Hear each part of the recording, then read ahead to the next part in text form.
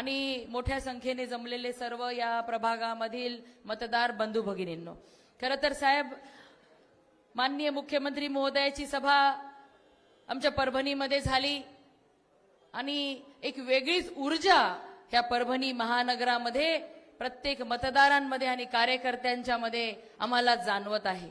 आणि आपण जे सूक्ष्म नियोजन यापूर्वी 2-3 वेळा ह्या महानगरपालिकेमध्ये आपण बारकाईने लक्ष घालत आहात आणि जो नियोजन आम्हाला दिलेलं आहे त्या नियोजनाच्या आम्ही तंतोतंत पालन करत या ठिकाणी मायक्रो लेवलला काम करत आहोत, छोट्या छोट्या बैठका घेत आहोत, कॉर्नर सभा घेत आहोत आणि आज शहरामध्ये चांगल्या पद्धतीने भारतीय जनता पार्टीला मतदान करण्यासाठी मतदार बंधू भगिनी हे तयार झालेले आम्हाला दिसत आहे।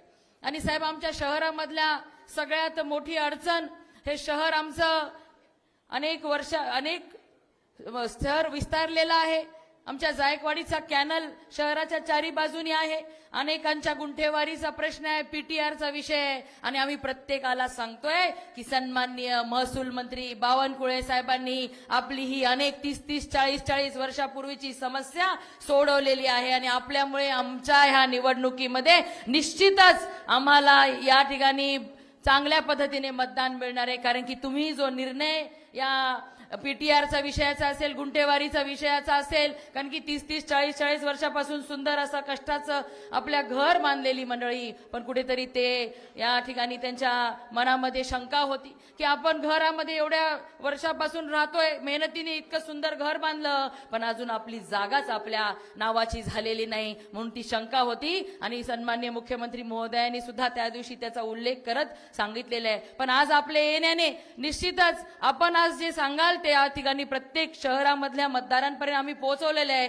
की तुम्ही निश्चिंत राहा, तुमच्या हक्काचं घर, तुमची हक्काची जागा घेण्याचा निर्णय आमच्या महसूल मंत्री बावनकुळे साहेबांनी घेतलेला आहे आणि एक सुंदर असा प्रतिसाद साहेब आम्हाला एका ह्याच मुद्द्यावरती मिळतोय। कारण की प्रत्येक ठिकाणी प्रत्येक उमेदवार, या ठिकाणी आपल्या 16 प्रभागातले सगळे उमेदवार आले, त्यांनी सगळ्यांची अडचण तीच होती की जागा नावावर नाही आणि इतका चांगला हा विषय आपण हाताळलेला आहे की आज जनता एक आपण आपले सर्वच निर्णय लोकप्रिय निर्णय झालेले आहेत आणि निश्चिंत झालेली आहे। एवढंच नाही तर लाडक्या बहिणी सुद्धा, लाडक्या मुख्यमंत्रींच्या वरती खूप विश्वास आपल्या लाडक्या बहिणींचा आहे आणि आता ह्या महिन्यामध्ये सुद्धा हप्ता पडलेला आहे आणि लाडक्या बहिणी आम्हाला विश्वास देत आहे की तुम्ही काळजी करू नका, आम्हाला ह्या वेळेला ह्या परभणी महानगरपालिकेमध्ये कंबळ फुलवायचं आहे।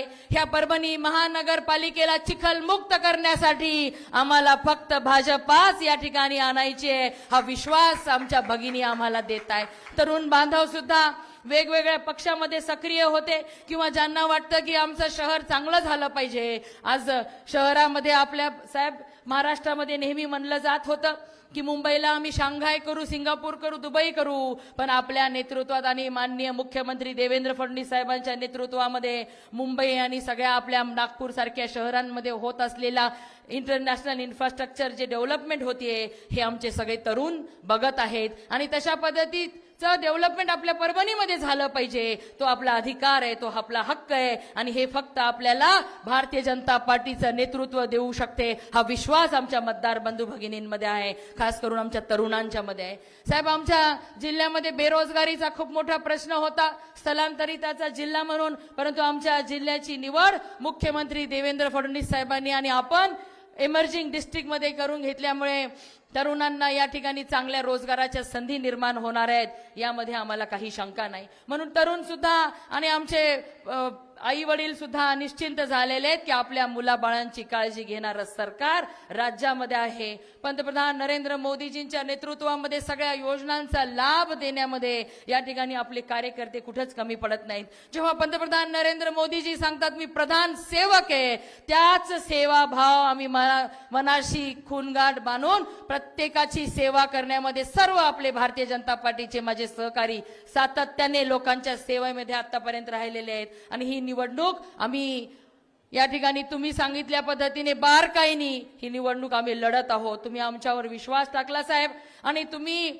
विश्वास टाकलेला आहे. तुम्ही जेवढी अपेक्षा आमच्याकडून ठेवलेली आहे तेवढे या महानगरपालिकेतून नगरसेवक निवडून देण्याचा आम्ही प्रण केलेला आहे. आणि त्यासाठी आम्ही रात्रचा दिवस करत आहोत, मेहनत घेत आहोत. आणि आपल्या आजच्या ह्या संवाद बैठकी नंतर निश्चितच आम्हाला आणखीन एक आमचा पण उत्साह वाढणार आहे की खंबीर नेतृत्व आपल्यासारखं आमच्या पाठीशी असल्यामुळे कुठलीही निवडणूक आम्ही सहजपणे जिंकू शकणार आहोत. विरोधकाच्याकडे साहेब कुठलाच मुद्दा नाहीये, यांना काहीच नाही, आतापर्यंत काही केलेलं नाही.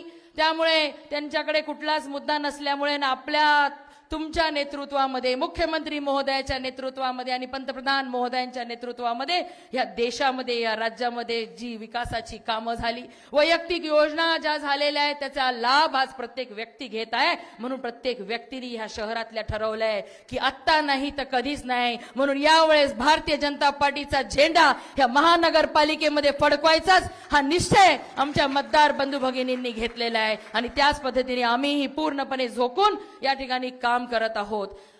आणि म्हणून आज साहेब आपल्याला विश्वास देते, ह्या सगळ्यांच्या समोर आपल्याला विश्वास देते की या ठिकाणी आम्ही भारतीय जनता पार्टीच्या सर्व उमेदवार निवडून आणण्यासाठी प्रयत्न करत आहोत. आणि त्यामध्ये आम्हाला यश मिळणारच आहे.